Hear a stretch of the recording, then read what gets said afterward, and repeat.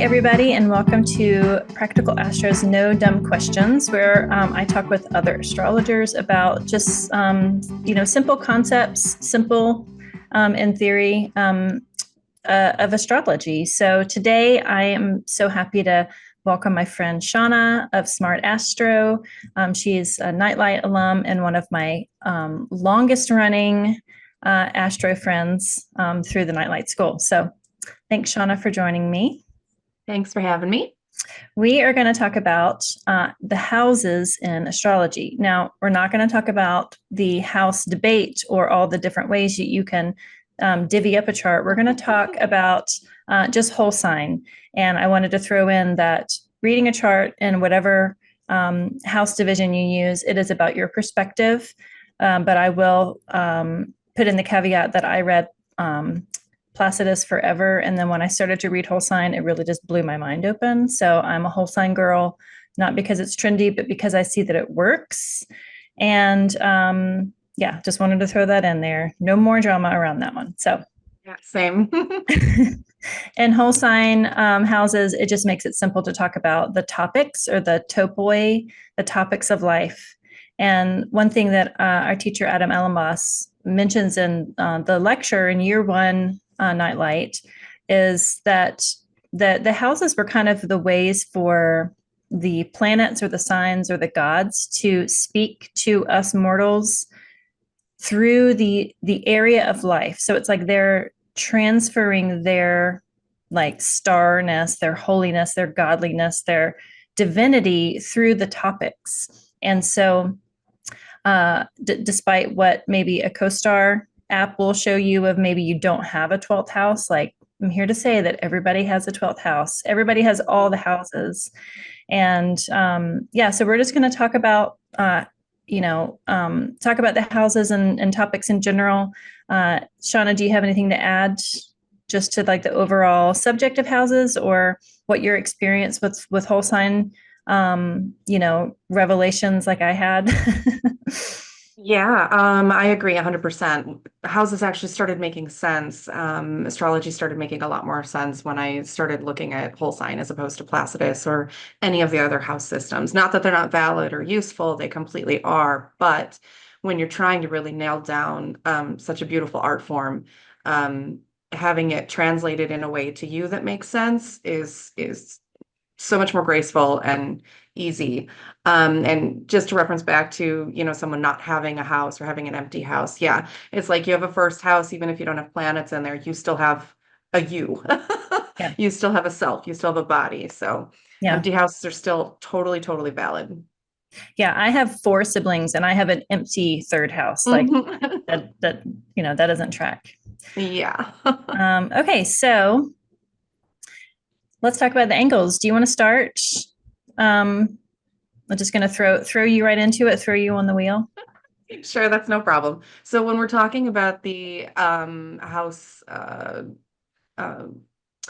1 through 12, we do have 4 houses that are much stronger and do show up with a lot more prevalence in the native's life. And we're talking about the 1st, 4th, 7th, and 10th.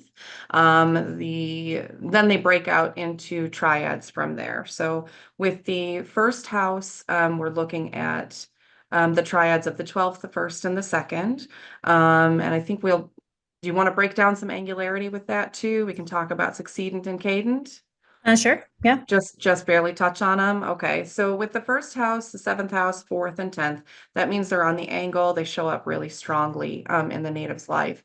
The 2nd, 5th, 8th, and 11th are cadent houses. Pardon me, they're succeedant houses, and they are growing in strength and moving into power as we're talking about how the wheel rotates. And then the 12th, 9th, 6th, and 3rd are cadent houses, and they're actually falling away from power. So you'll see less strength oftentimes in those houses. Yeah, and just like the way that, so this was a concept that, I remember kind of really struggling with and commiserating with you about primary and secondary motions. And Yes. So there are, like say you have a chart and this is Aries rising, right? Mhm. And then the second house would be Taurus, and then the 12th house would be Pisces. Mhm.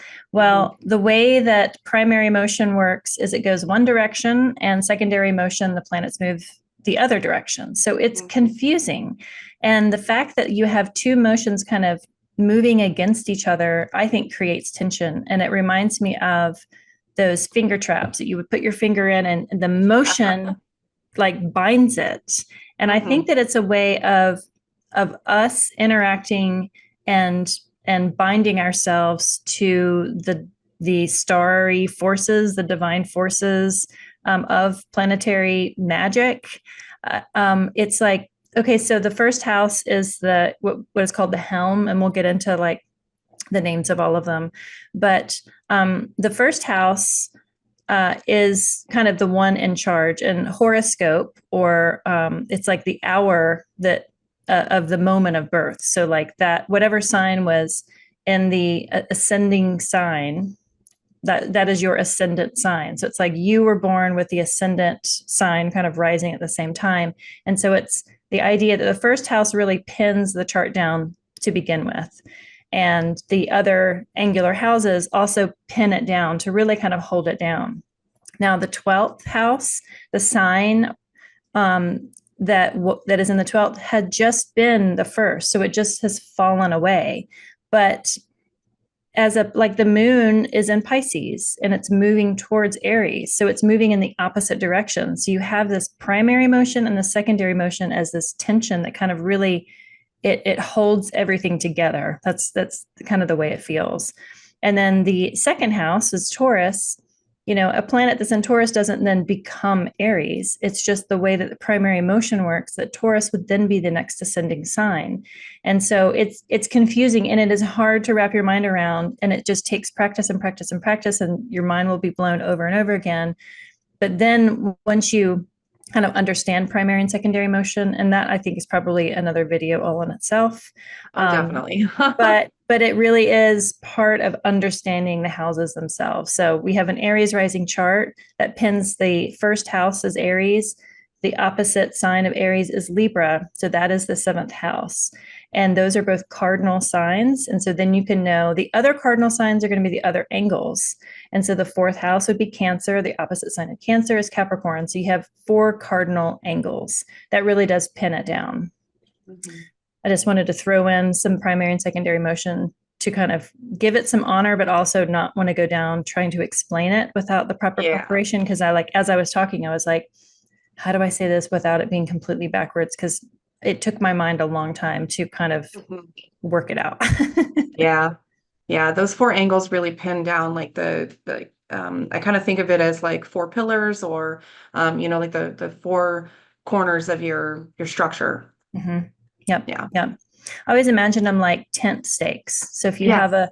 a stake here, a stake here, a stake here, a stake here, those are kind of the highest points in the stake in the tent. And as the fabric kind of goes down and then comes back up and then goes down and comes back up, it's like it represents that declining and ascending nature of the cadent and succeedent houses. Yes. All right, so let's go into this crazy chart, which is my Canva glyph inspiration of the houses. So mentioned that the first house is called the Helm, and we won't go too much into planetary joys, but I will throw in, the planets that do find their joy in the house, and maybe that'll help elucidate why or what the meaning of the house is. But Mercury likes to be here in the first house. Again, the first house is like the one that the astrologer can pin down and be like, you are Cancer rising, you are Scorpio rising, you are Capricorn rising, whatever it is. And then that from there, from that helm, you can kind of turn and shift and look at all of the areas of life by having your hands on the wheel. And Mercury likes to be here because this is the eastern horizon. This is, having just come out of the underworld, or being able to see the light or see the dark, see the nocturnal sect, see the diurnal sect. It's like Mercury likes to be there in that liminal space as the psychopomp, as the one that travels between worlds. But also, I think because Mercury just likes to be involved, he's the messenger. He likes to kind of be the go-between, and maybe he's a little nosy, and maybe he's curious, and maybe he's trickster. But I think it makes sense that Mercury likes to be right there at the helm. Yeah, I think Mercury likes to definitely play devil's advocate too. You mentioned the Mm, trickster. Mercury's got a lot of names.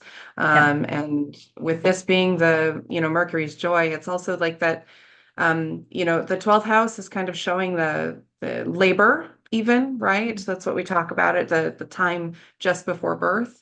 Hmm. And then the first house being the constellation that's coming up over the horizon when you're actually born is what's known as that ascendant or that rising sign.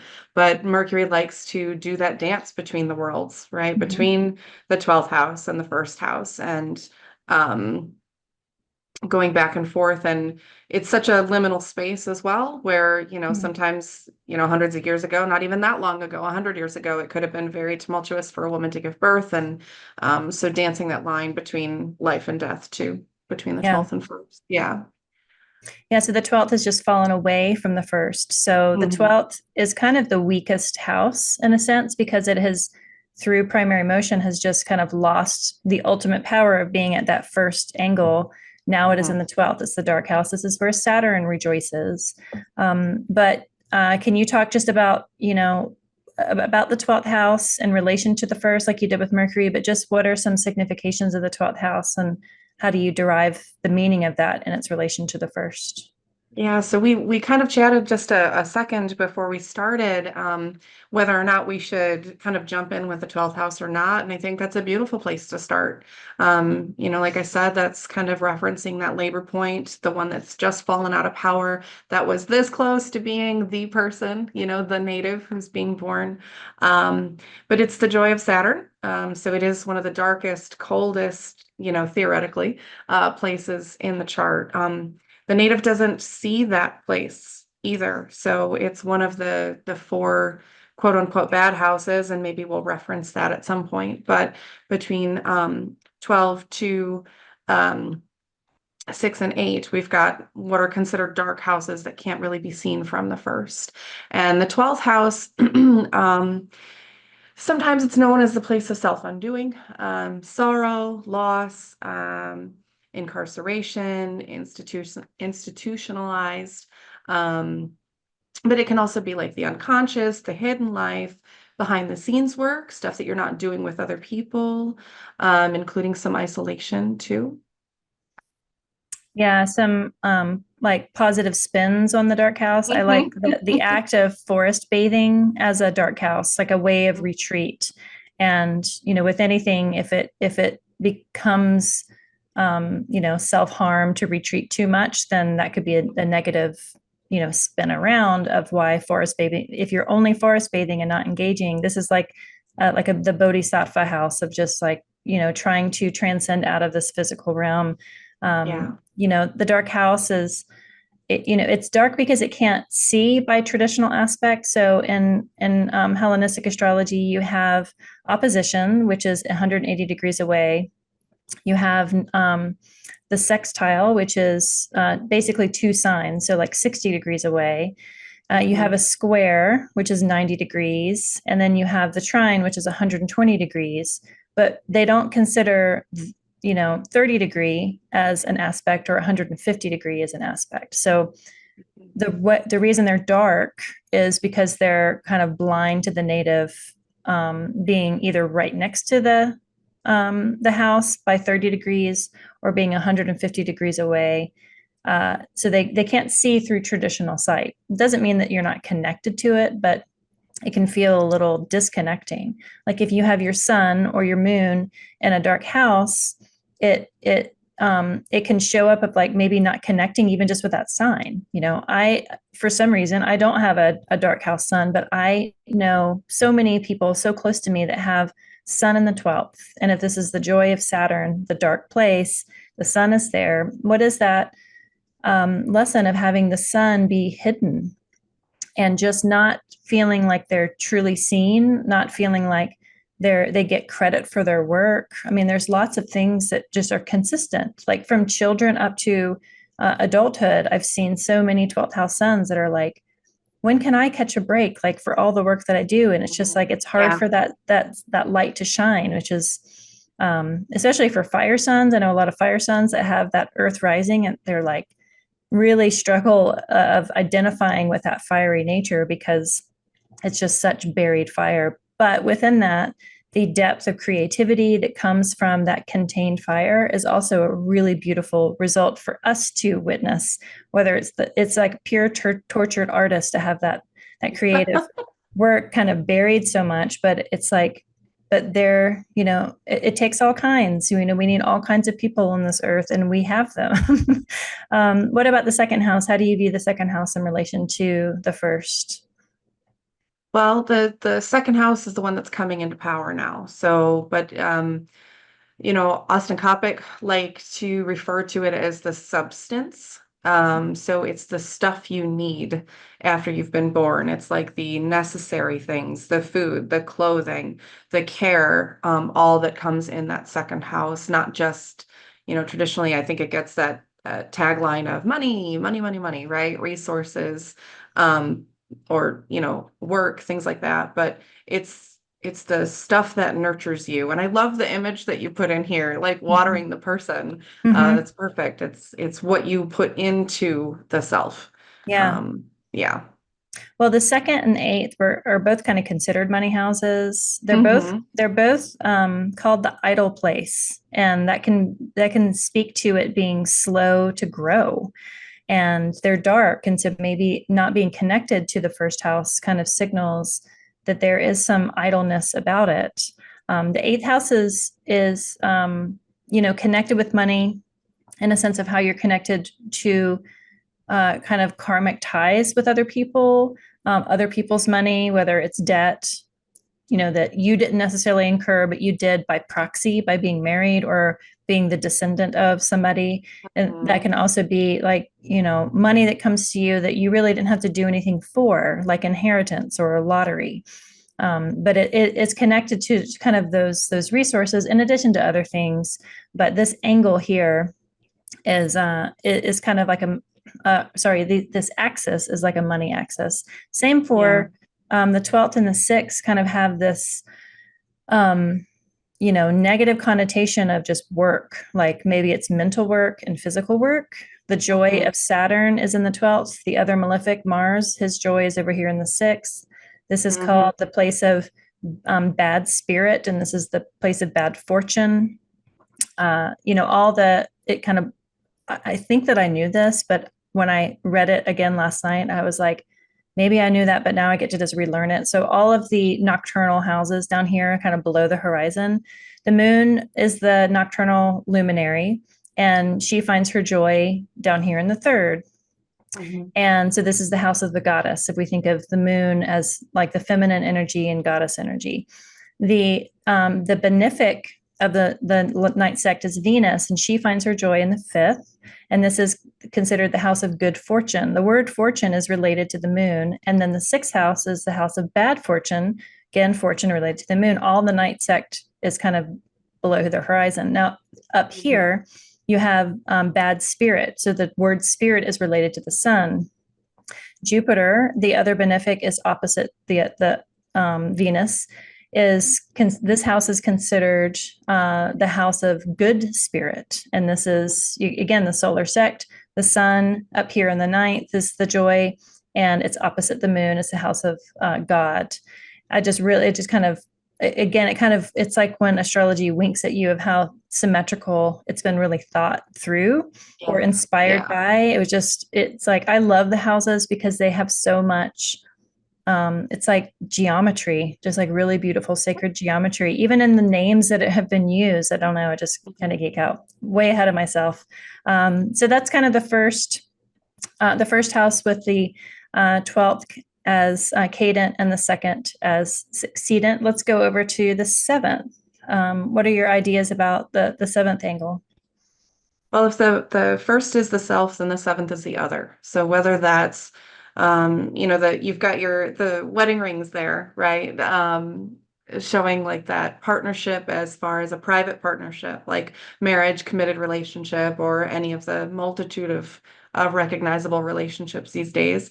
But it also can be platonic. It can be, Mhm. like your best friend. It could be your business partner. It could be, those people you're signing contracts with, things like that. Um, and then the sixth house again is fallen away from power. It's a Cadent house, so um, it is where you're going to do, your chop wood, carry water kind of daily activities. I know we usually, say that for Capricorn, so to speak, but it works here. It's the sixth house is like that imbalance of the boss employee relationship where there's, that difference in stature.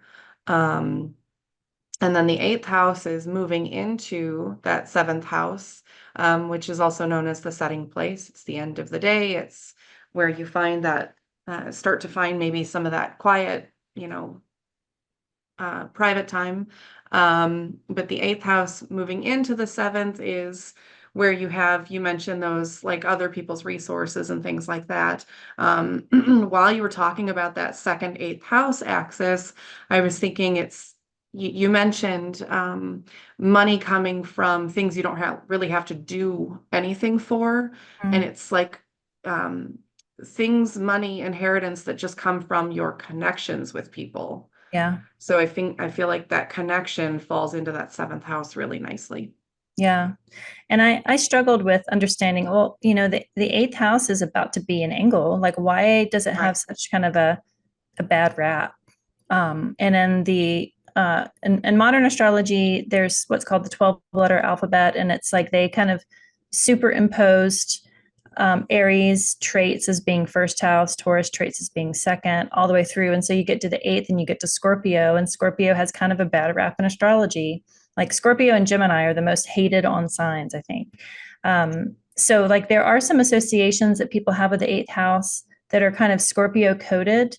And I think that you can actually glean some insight from the 12 letter alphabet, not because of what it is, but it's like there's a reason why that entered into the zeitgeist. So what can we glean that I also makes sense kind of with Mhm. other things? Like if you can find um, in a natal chart, if you can find like a couple of things saying the same thing, you can kind of triangulate that and be like, maybe there's a little bit of truth in there. So I'm not a 12 letter alphabet girl, but with the eighth, I struggled with it. I was like, what is it about the eighth? The eighth is a succeedent house. You'd think that it would be gaining power.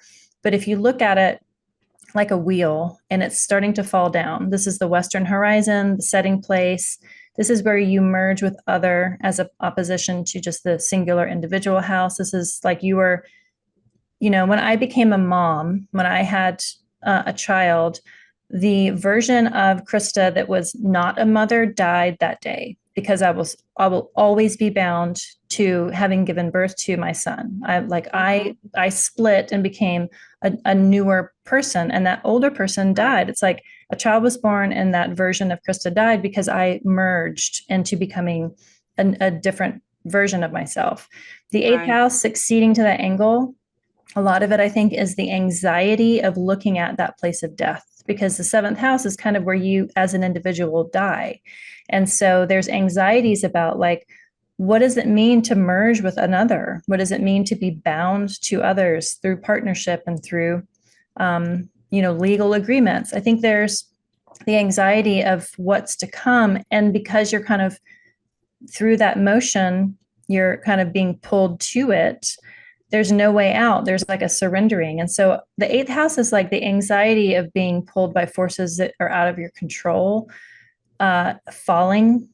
I think kind of speak to that the suspicion or the distrust or the thoughts of death that Scorpio kind of get associated with. I put the Wheel of Fortune card here on purpose because it does feel like you were really kind of bound to the wheel. And yeah, I worked with the eighth house a lot during my eighth house Mercury year. I thought a lot about the eighth house.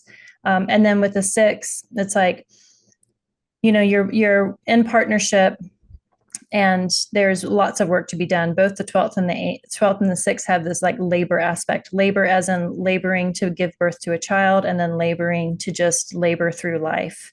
I also like that they're houses of animals. And this house is like the house of animals smaller than a goat. And this Yep. house is animals larger than a goat. That always cracked me up. Mhm. Yeah. I would like to have been in the room or on the farm when that delineation was like first made. Yeah, I think there's also something interesting. There's been plenty of other videos out there about house topics and those sorts of things, but the one that got me the most was Chris Brennan on the Astrology podcast had Austin Coppock and Kelly Surtees, and um, the separation of the two. Austin liked to say it was those that can't kill you and those that can. Fair enough. Yeah. The other thing about the eighth house too that I wanted to throw in there that you made me think of is that eighth house, you're losing some autonomy, Mm-hmm. right? You're losing that Yeah. individualization, which you said so beautifully with becoming a mother, but there's also this really fun story that happens no matter if you go from the first house from or to the 12th and then move your way clockwise around the circle, or if you go counterclockwise. It's you can find a story there either way as far as the Mm-hmm. native's life. Hmm. Yeah. Yeah. Um, all right. So let's go down to the 4th. We'll look at the 4th and the houses related to that 4th angle. Again, I have an empty 4th house, but I still have a 4th house. I have origin story. I have a nest. I have a comfort zone. I have the place that I return to and I'm from. I put this pathway kind of off the chart because I feel like the 4th really does. It's like the taproot and to what you're tapping into. It is an angular house. It can see the first, but it does also in some ways feel like it acts like a dark house in the way that it connects to things that aren't seen by traditional sight. And I like the 4th, but comically, it's like if you live in a house with other people, when no one else is a home, but is home and you're home alone, like for a day or overnight, this is how you behave when you know no one else is there. This is like all the shit that you leave on the counters, and this is you walking around naked, and this is you listening to your guilty pleasure music and eating whatever you want. This is like you as like a baby version of your adult self. It's like Hmm. how you were truly at home. It's like wearing the most comfortable but maybe not flattering um, you know aged pink Victoria's Secret sweatpant outfit or whatever. This is like you totally Yeah. comfortable. Completely unsupervised. Yeah, Yeah. Yeah. unsupervised. Yeah. Yeah. But outside of this, this is called like the house of home. This is like the nest. This is a house of parents, often related to just the father, but I think it's just like your origin, where you return to. And then the house that comes after that is the 3rd house. So this is like the 3rd house is still the most nebulous for me because it can mean so many things. Somebody calls it the junk drawer of like, sure, throw siblings in there, sure, throw communication, sure, throw neighborhood. I like that idea of it being the fishbowl in which you swim. And it's just like kind of you're not at home, but it's like, where can you walk to from your home? Like it's the first place that you emerge after leaving the home. It's, if you have siblings, it can be siblings. If Hmm. it's the house of the goddess. So I like it for kind of local ritual. It Yeah. ideally it would like back in ancient Greek times. If you lived in a village in Greece, you would probably have a goddess altar within your village, and you would Yeah. go there on a daily basis, and leave sweet treats or pray. It would be something that you would do with people that lived around you, or maybe your family itself. The opposing house of that is the house of the god, and you would have to travel far. We won't get to that yet because we're talking about this, but it's like I like that for just daily ritual for the 3rd house. And then the 5th is, I lovingly call it the Ren Fair house. It's like all the things that you would see at a Ren Fair kind of feel 5th housey. So it's like sex and games and gambling and theater and joy and children and play and creativity. This is the joy of Venus. And Venus kind of, if you have all those things, if you have sex and have children, you usually end up at a home. You usually like kind of root down a nest. So it's like all the fun, beautiful, earthly pleasures of Venus. Once those are fulfilled, they kind of succeed to become that angle of home and family. What do you think?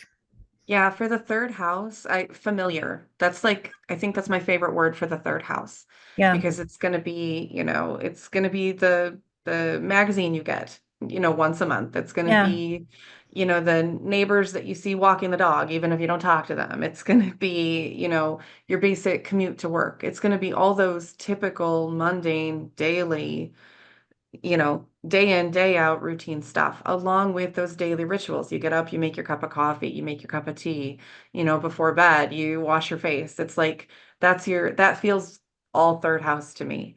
Mm-hmm. Um, fifth house, I love the idea of Ren Fair there. That's so fun. And totally accurate. It's just a complete carnival if you let it be. Yeah.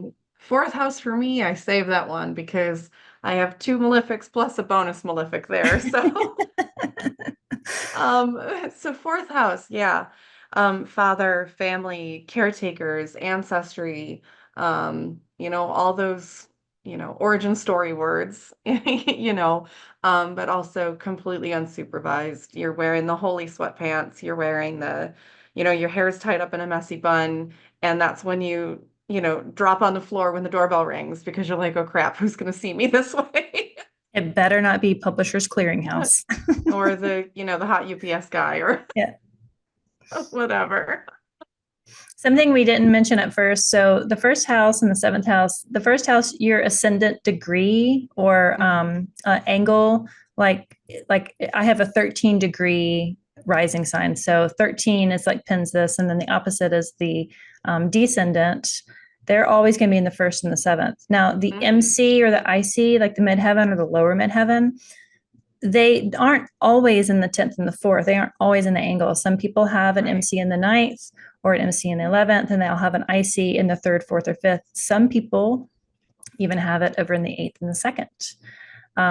I've never met anybody that has one in the 12th and the 6th, but I mean, it's not necessary. It's like a hard rule for the 1st and 7th, but it's not necessarily always in the 10th and the 4th. I think that the IC can sometimes be related to 4th house and the MC can be related to 10th house, but it's not necessarily the case for you. You have is your IC in the 3rd?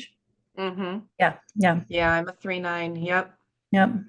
Yeah, but I feel like it also tends to, because there's those significations for the fourth house and for the 10th house, which are traditionally known as the IC and the MC. Mm-hmm. But I think like for me, it's the MC is in the ninth house because of where I was born on the Yeah. earth, so that it's a latitude and longitude situation. But I feel like it ties those houses together in a way as well. It like Mm-hmm. tethers them those significations. Yeah. So they maybe kind of hang off of each other a little bit.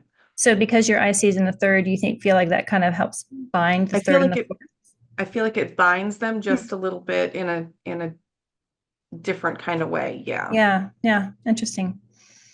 All right, so let's look at the top of the chart. We have the 10th house here.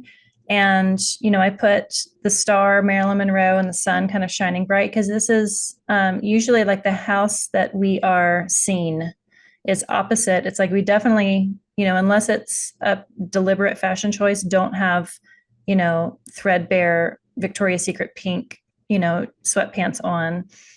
This is like a public house. It's often considered like a house of career, just because usually we know each other by what we do. But this is a loud angle. There's arguments of like the order of houses and what's the most positive. Most people theorize that the first is the most positive, with the 10th being the second most positive.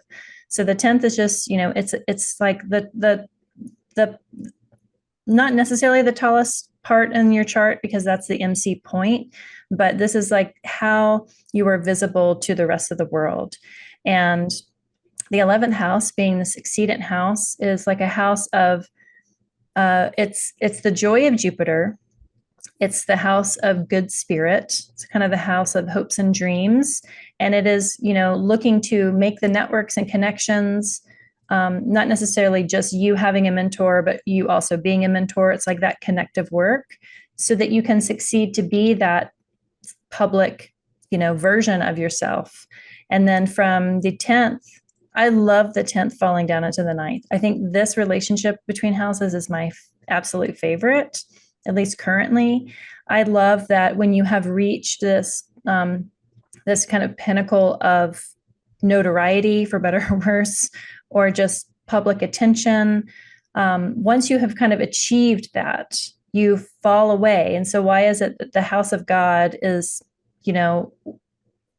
is called that? It's the joy of the sun. The sun doesn't find his joy in the 10th, it finds it in the ninth. It's like once you have kind of achieved all of that earthly, mundane, what is considered success, then where do you go? You kind of go into that spiritual realm and you seek other things. You seek divinity, or you seek new explorations. In the 12-letter alphabet, this would be the Sagittarius house. But again, I think there's something to it because there's an idea of seeking truth. And like, is that what God is for most people? Is like seeking some sort of higher truth. It's a house of foreign travel. Like the third house of goddess, is like you would go to your neighborhood grotto to pray to Mary. If you were traveling to see the oracle, you might have to travel over a long distance for a long time. And so the idea of traveling far, or even just foreign ideas or higher minded ideas that have kind of that elevate all of that, spiritual and mental work as the ninth house. I just feel like it's my personal favorite of falling from the 10th to the ninth. So what are your thoughts on these very public houses? Yeah. With the 10th house, it's going to be how people see you, not necessarily how you feel about it, I Mm. think. It's going to be your reputation. So kind of what do people know about you before you realize they know about you too? Uh, with the 11th house, I feel like that's very supportive. You mentioned mentorships. I think you need those mentorships and those people that will advocate for you or with you, stand next to you in order to make it to that pinnacle. So I think that that's a really beautiful flow there. And then you mentioned, once you've achieved that earthly success or that mundane, um, what we strive for because we need the things that often come from the success in the 10th, then you realize, is it really worth all of that? And is there Mm. more? Because these things are just things. And I feel like that falls beautifully into that ninth house. Yeah. Yeah, the relationship between the first and the 10th, I will just say, as a Mhm. Scorpio rising, it felt like a curse for the longest time to be Scorpio rising and have Leo be the 10th house. Yeah. And I can speak from experience of being a very private Scorpio rising person, that it's taken time to grow into a Leo 10th house. That the 10th house isn't always what you're born with. It's kind of what you can develop to become. Because now, like, I don't care about public speaking or being on video or talking to strangers, even. I mean, I was cripplingly shy as a child, up like through a good portion of my adult life. If you told my 20-year-old self that I would voluntarily record myself speaking to strangers with the vulnerability of being attacked by trolls on the internet, I'd have been like, you have no idea who I am. This is something that I feel like you can develop if you Yeah. have a 10th house that you don't resonate with. All of the houses actually, if you're like, it doesn't make sense, like why, my 12th house doesn't make sense to me. This is the nativity, or your natal chart is something that it speaks to your whole life. It's not necessarily you're always going to be all the things at every time. I mean, there will be a Mhm. point where I get sick of my Leo 10th house and I'm happy to comfort into the nest of my Cancer ninth house. That's where my own Venus is. So I'm always happy to be there. But I just say that, like, sometimes the houses won't resonate. But as a Scorpio rising, we all have Leo 10th. This is something that we all kind of, work with. You look at the ruler of the houses, in addition to any planets that are there. So with that, do you mind? Can we just go through kind of talking about that? Like, can you speak on if you have planets in any of the houses, and then we can talk about the rulers after that. So like if we have an empty house as opposed Yeah, to, or like, what does it yeah, mean? What does it mean to have like Saturn in the fifth? yeah, Or, okay, I mean, just like generally, like, not everybody is going to have planets in every single house, but we all have all the yeah, houses and we all have all the planets. So maybe just a yeah. little bit about that. Yeah, like we mentioned kind of early on, just because you have an empty first house doesn't mean you don't have a body, don't have a character, you know. You have those things, even though Yeah. you don't have planets in that house. But that planet is in one of the houses, you know. So we were just talking about the 10th house. For me, I have nothing in the 10th house. I have no planets. I still have a job. I still have a career that I've done for 22 years. My everyday life. I still have a reputation, how I'm known, and how I'm seen in that role. But the ruler of the 10th house is in my fourth. So, and that's actually in its exile. So I struggle with um, worrying about what my reputation is, what people think of me, how I'm seen by people. And I get very itchy as far as the public role goes. You just doing this with you, I have to pretend that we're not recording because I can't do it otherwise, you know? Recording in progress. Ugh. So, but if you have your son in the first, you're Oh, in many cases, you're going to be seen for who you are. You're going to be visible. It's going to be obvious. What you see is what you get, at least I feel. But if you have um, for me, I'm a Cancer rising. My moon is in the eighth, so I have the sun in the first, but my sun rules my second house. So I am uncomfortably learning that my livelihood depends on my being able to shine. And I don't do that easily. My chart ruler, my first house ruler is in a dark house. So Yeah. that makes sense. Yeah. Yeah. So Um, if you look at your own chart, mhm. especially if you're new to astrology and you're like, what am I supposed to do with any of this? Understanding the nature of the houses and then looking at each house and any planets that are there. So some people, I have a good friend that has almost all of their chart in the 11th and 12th, like almost the entire thing. It's like their line. If you put the aspect lines on there, it's just like d d d d d d d d d just between those two. It does not mean that they don't have experiences in all areas of life. So Mhm. don't let that dissuade you. You have a first house, you have a second house, you have a third, you have a fourth. You have a sun and you have a moon and you have a Mercury and you have a Venus. You have all of the planets and they're going to be spread out around the chart. Now, Mercury and Venus are usually going to be pretty close to your sun. The moon could be anywhere. Pluto, Neptune, Uranus are going to be generational, roughly speaking. Everybody that you went to high school with is most likely going to have similar placements there. Oftentimes, you might have the same Saturn as your mom or dad. I've seen that. Like, it's usually about that age that people have it. So you can go through and you can look at, okay, I have a first house.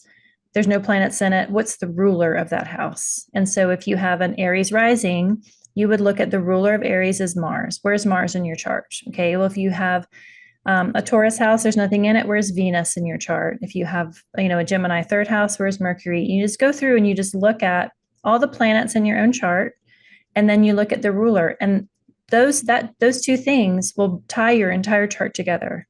Yes, I don't have anything in my third house, but I certainly have Saturn.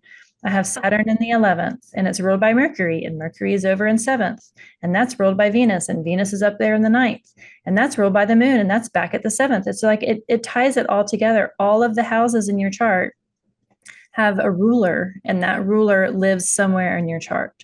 So it's a way to begin to put your finger into that trap, because that's what astrology is. It's one big trap. It's a trap to get you to study for the rest of your life, have your mind blown, and be Yes. confused and find joy. And it is limitless, and that is one of the reasons why I love astrology. But it can be kind of overwhelming, especially in the beginning. And I feel like pinning your own understanding down through the houses is a great way to start it. And I was many years into kind of being astro curious before I really actually grasped the houses, the Mm-hmm. angles, how important they are, and how each of the houses derives their meaning from the relationship to the angle. Like that sentence alone still kind of just it helps me. It's like it's not something that I memorize. It like is integrated and it makes sense. So that's why I wanted to have this conversation about it. So can we do a quick rapid fire? I joked around. I was like, it's going to be hard for a Taurus and Cancer to do rapid fire Yeah. anything. For house significations? Yeah, can you just go Yep. through, give your couple of keywords for Yep. each one? Yeah, definitely. Well, we're going to start with the helm, right? First house. It's the self, the body, vitality, your energy, your appearance, your identity. It's you as a being. Yep, check. Go ahead. Second, but yeah, maybe let's alternate. So second, Yeah. I like for money. I like for skills and resources that you have to develop to make money. And the slow to grow still kind of comes up for me. Some people say it's like the way that you think about money, the way you think about values, and how you're coming out of the underworld to develop into that self, to that version of you. So money, money, money. Yeah, I like to throw in just like movable possessions. Mm-hmm. Yeah, yeah. Third house. Let's see. We've got House of the Goddess, right? So yes, it's the junk drawer. Communication, daily rituals. It's, the word I threw in earlier was the familiar. Siblings, cousins, peers, close friends, your regular travel, your regular schedule. And one thing that I really love that I read was Chandy Nicholas, actually, she put in motion. So it's the things that are moving you from being just in your home to in the world. It's just a slow start into the world, Nice. exploring what's around you. Yeah. I like that. Hmm. Also, the third house I've heard is like early education, or Yes. education of small children, as opposed to the ninth as being higher education, university level. And I think that also just relates to mundane goddess, closer to earth, as opposed to the sun god, kind of up into the heavens. Yeah. Um, so fourth house, I like it as the root, the taproot, the nest, the comfort zone, home, parents, um, really where you settle, origin, ancestry, bloodline, that sort of a Those thing. traditions. Yeah. Traditions that Traditions. Yep. you carry through or start for yourself, Yeah. private life, who you are at home. Yeah. Yep. Fifth house, house of good fortune, Venus is joy, pleasure, any pleasure, whether it's platonic pleasure, not platonic pleasure, it's energy, sexual energy, erotic energy, it's children, it's romance, it's creativity, it's fun projects that you aren't doing necessarily for work, it's leisure. Yeah. Yeah. This is Venus's reign. Okay, sixth house. Sixth house is the joy of Mars, the place of bad fortune. This is labor in the sense of like physical labor. The chop wood, carry water. I like this for the kind of geeking out into the pleasure of daily ritual, like the things that you have to do.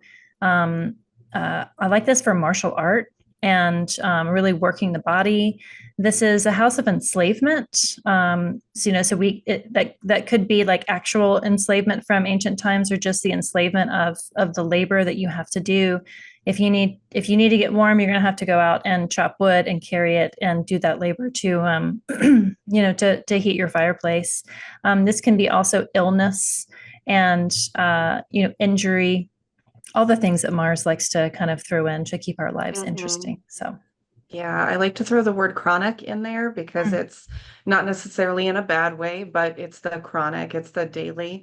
And you mentioned daily ritual again, which the concept of it we hold in the third, but actually doing the thing, Hmm. right? Doing the thing is happening in the sixth. Yeah, yeah. In the seventh, we have partnerships, marriage, platonic, business, otherwise. excuse me, contracts. This was known as the setting place, so it could involve death, but I like using the term after dark even. Mm-hmm. Hmm. Yeah. Yeah, it's like, what do you do when the sun goes down? You can't work Hmm. anymore. You're with other people. Hmm. It's like a house of leisure. It's like where you merge like sexually with your partner. It's where you Hmm. sit around and have drinks, watch the sunset with your friends. It's where you kind of think about kind of the more pleasurable things in life. You read a book and you kind of get lost in that. I like it just for leisure. Yeah. Sun rises in the first. It's kind of like, all right, here we go. Hmm. Good morning. Let's get going. Sunset is like I get to just kind of relax Yeah. and settle, and I don't have to be so kind of pushing forward. Hmm. So the eighth, it's the notorious dark house. I like this for occult work because it can't see the first and traditional sight. Well, there are other ways to see. So, is it divination? Is it learning how to read through omens, like finding ominous things to direct you? It's a house of surrendering for me. It's like surrendering to the fact that you are karmically bound to many other souls in this life, and it's trusting. There's a trust and surrender into the eighth house. But I like it for a cult. It's sometimes called the house of death, but I personally put death in the seventh. I think the eighth is the anxiety of looking upon the seventh and looking upon death. It's a lot of anxiety in the eighth. Yeah. Yeah, I agree with that. It's also, um, inheritance is a big word for this particular house, and like we Mm-hmm. touched on before, it's inheritance, not just money, but it could also be, illnesses. It could be inheritance of the things, whether, Mm-hmm. the things, the ideals, for me, that ties in with that chime to the fourth. That kind of Mm. makes sense to me. Yeah. Yeah. So then we're moving into the ninth house. A lot of times this is higher education in opposition to the third house, which is your everyday, primary school kind of learning. Religion, law, philosophy, sometimes advocacy. But also we didn't get to talk about like journeys, quests, pilgrimage, Mm-hmm. like this is the long-term plan. This is the thing you always wanted to do. This is the um before I die, kind of it's your bucket list too. I feel like your Mm. bucket list could definitely sit here in the ninth. Yeah, and I like the sextile between the 11th and ninth as being kind of that the like a bucket list connection Hmm. between those two. Yeah, I like that. Yeah. Okay, so the 10th, before you can get to the bucket list, you have to like the actually live life. And this Hmm. is a public house. This is a visible, loud, angular house. This is like a reputation and career and notoriety, fame. This is just like very, very visible. This is how you're seen, like you said, not necessarily how you see yourself, but how you are seen by others. This is kind of the vibe that you bring to the party is the 10th house for me.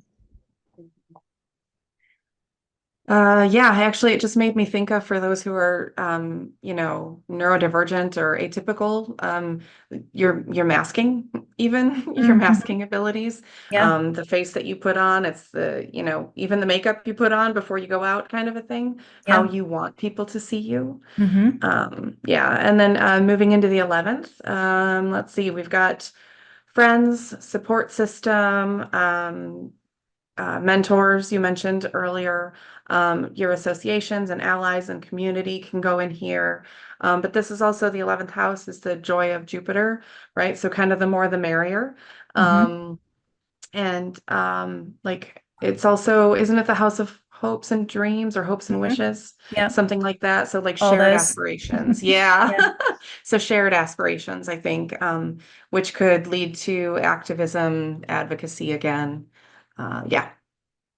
Yeah. I think Martin Luther King had Jupiter in the 11th, and his Yeah. famous speech is like, I have a dream. And Yeah.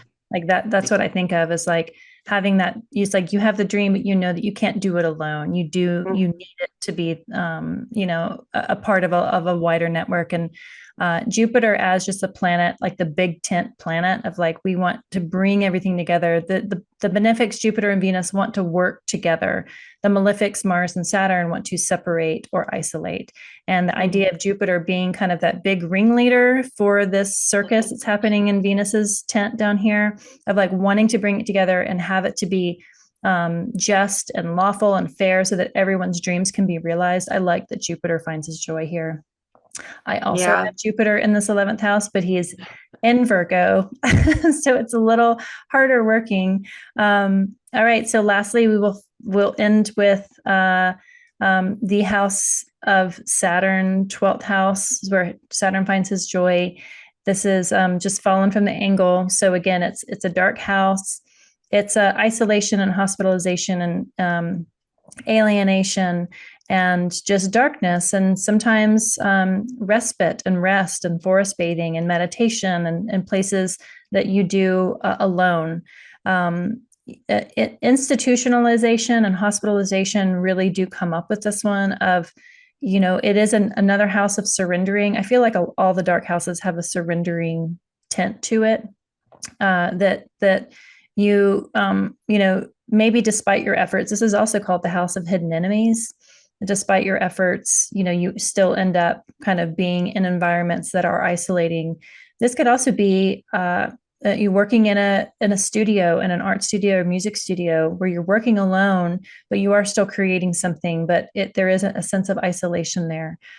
So joy of Saturn, it's, the hermit, it's the hermitage, it's seeking solace, seeking isolation, or being stuck there, being alienated, kind of without agency.